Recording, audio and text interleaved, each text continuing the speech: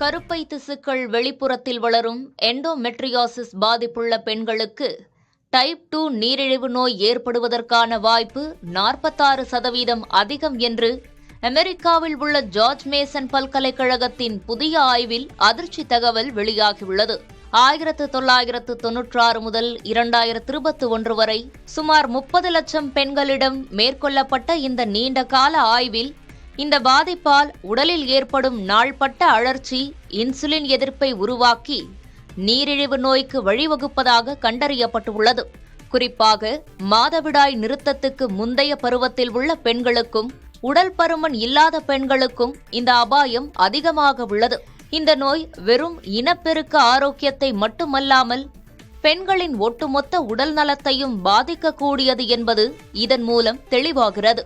எனவே எண்டோமெட்ரியாசிஸ் பாதிப்பு உள்ள பெண்களுக்கு ஆரம்பத்திலேயே நீரிழிவு பரிசோதனை செய்து முன்னெச்சரிக்கை நடவடிக்கைகளை எடுப்பது அவசியம் என மருத்துவர்கள் வலியுறுத்துகின்றனர்.